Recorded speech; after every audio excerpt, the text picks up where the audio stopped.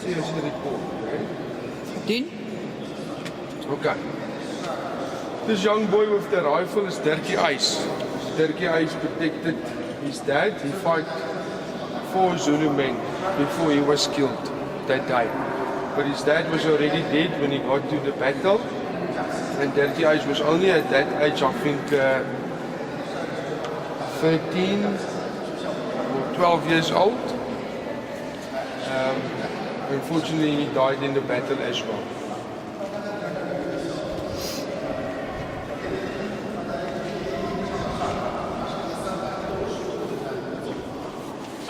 Martinez Oosthuizen is the guy on the horse.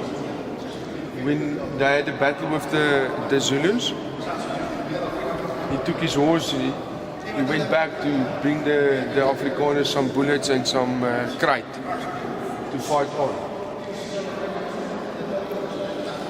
On this stage of the Groot Trek, the men were very negative, and they said that let's rather just move back to the Eastern Cape again and be part of the British colony. And then the women said no, that we came so far, so let's just go forward, to have their freedom. So when Louis Trichardt died and Piet Retief died, Andries Pretorius came from the Cape, and he was the new leader for the Voortrekkers.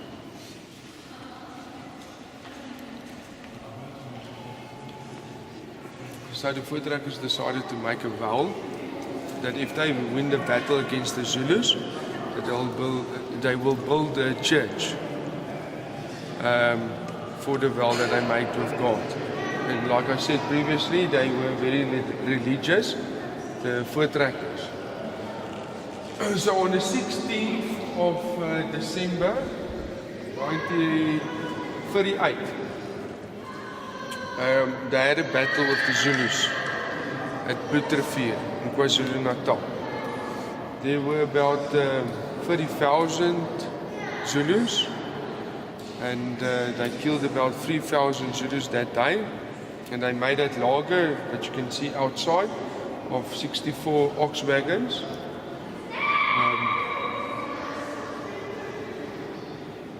And only Andries Pretorius had an injury. He dropped his rifle, so his hand was injured.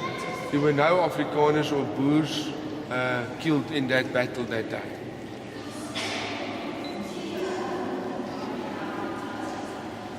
So the Voortrekkers made that vow and they built the church.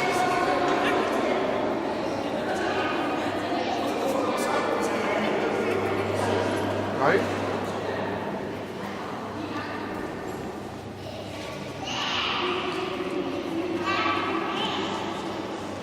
The women looked after the lager while the Boers were on commandos. Over here you can see Madan, the king of the Zulus. Some Voortrekkers also supported the Dingaan in the Groot Trek.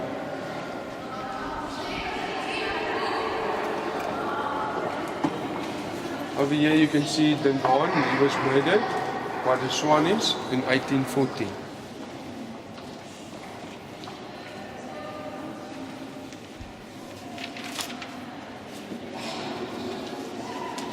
Over here you can see the Voortrekkers leaving Natal because they were still under British colony and they moved to the Transvaal. And your last panel is where they signed. That was in 1852 where Transvaal were given to the Afrikaner.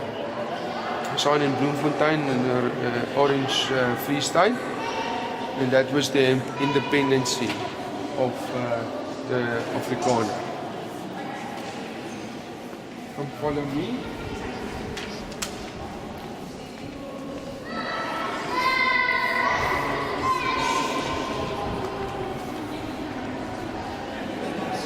Downstairs there's a monument.